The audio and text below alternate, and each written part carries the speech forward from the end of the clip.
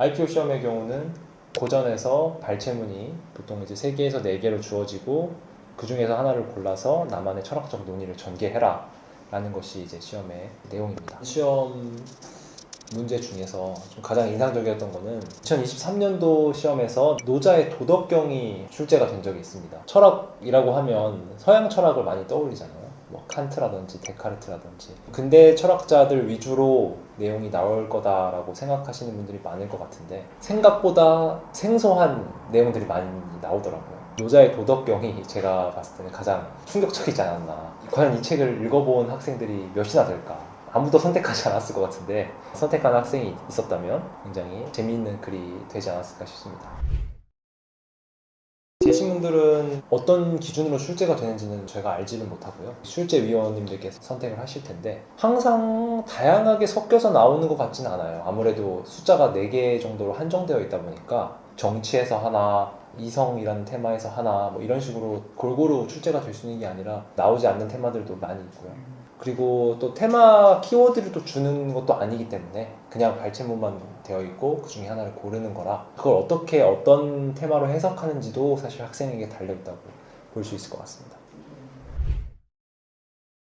수상작들을 보면 비슷하게 쓴 학생들도 있지만 철학적 논의를 이제 자유롭게 전개해라 라는 것이 제시된 내용이기 때문에 정해진 형식은 전혀 없고요. 순전히 학생의 자유입니다. 많이 쓰이는 철학적인 글의 형태라고 한다면 뭐 제시문을 반박하거나 혹은 제시문과 비슷한 주장을 한 철학자들을 제시를 하면서 논의를 전개한다거나 뭐 이렇게 갈 수가 있겠죠. 하지만 저희 프로그램에서는 뭔가 정해놓고 하지는 않는 편입니다.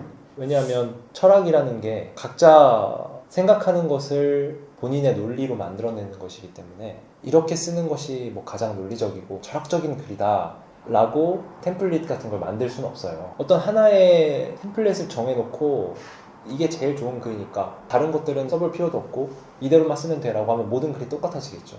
근데 그렇게 가는 것이 아니라 좋다고 평가되었던 글들을 많이 읽도록 하는 것이 첫 번째라고 생각을 합니다.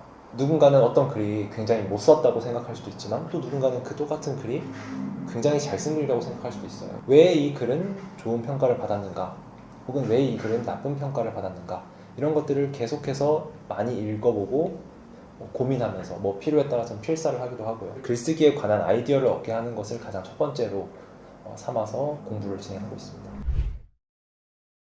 철학적인 글이 얼마나 독창적으로까지 나올 수 있는가 라는 아이디어인데 제가 예전에 대학교를 다닐 때 어떤 친구는 성경과 이제 수학책을 엮어서 글을 쓴 적이 있습니다. 상당히 센세이션을하죠. 그 당시에 저로서는 전혀 상상도 하지 못한 그런 주제였고 이렇게 달라 보이는 걸 어떻게 연결하지? 라는 생각까지 들 정도였습니다. 물론 이렇게 극단적으로 특이함을 추구해야 된다까지는 아니지만 이렇게 생각해 볼 수 있다고 그런 말이 나올 수 있도록 글을 쓰는 게 철학의 묘미인 것 같기도 해요. 제가 맡았던 학생들 중에 좀 좋은 성과를 IPO에서 냈던 글을 한번 되짚어보면 그 친구는 이제 정치에 대해서 글을 썼습니다. 가장 이상적인 국가, 가장 이상적인 정치 체계는 어떠한 정치 체계인가 라고 발췌문이 주어졌는데 이상적인 국가에 대해 말했던 플라톤 그리고 통치자가 어떠해야 되는지에 대해 말했던 마키아벨리 두 가지 철학자를 끌고 와서 이 사람들이 어떤 공통점을 가지고 있는가 그리고 그걸 마지막으로 아리스토텔레스를 중용과 연결을 시켜서 너무 극단으로 치우치지 않고 중도에 머무를 수 있는가가 가장 이상적이다 혹은 우리가 추구해야 될 것이다 라는 결론까지 좀 이렇게 맺었습니다. 상당히 좋았던 시도라고 생각을 해요. 단순히 비교만으로 그치는 글은 누구나 쓸 수가 있어요. 플라톤이 누구고 아리스토텔레스가 누군지 아는 사람이라면 간략하게 정리를 하면 비교를 할 수가 있겠죠. 근데 거기에서 끝나는 것이 아니라 자신의 생각까지 연결이 돼야 된다고 저는 생각을 합니다. 이 두 가지를 비교했을 때 나는 무엇을 도출하고 싶은가?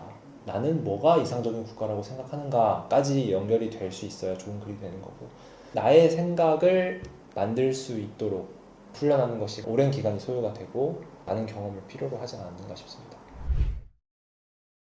저도 그렇게 똑똑한 편은 아니기 때문에 물론 제가 만났던 학생들 중에서 나이에 맞지 않을 정도로 뛰어났던 학생들도 있고 철학에 대해서 정말 책을 한 줄도 읽어보지 않았던 친구도 있었습니다. 세상에 대해서 궁금증을 적어도 하나씩은 갖고 살아가잖아요.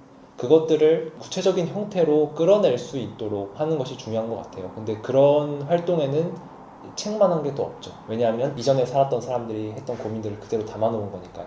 이 책이라는 매체로 진심으로 읽어보고 고민하고 질문을 던져보고 하는 것을 반복한다면 이 아이디어를 만드는 데 있어서는 저는 누구나 제한이 없다고 생각을 하고요. 글쓰기의 테크니컬한 면에 있어서는 어느 정도 훈련이 필요할 수도 있겠죠. 글을 제대로 써본 적이 없다거나 혹은 긴 글을 쓸 때는 좀 어떤 식으로 써야 되는지 뭐 문장력 같은 것도 포함해서 IPO 이제 시험에서 당연히 중요한 요소로 작용하기 때문에 아이디어만 좋다고 해서 글을 알아보지 못하겠으면 좋은 점수를 얻을 수가 없잖아요. 그런 것들을 종합적으로 좀 고려를 하면서 수업을 진행한다면 저는 누구나 다 포텐셜을 가지고 있다고 생각합니다.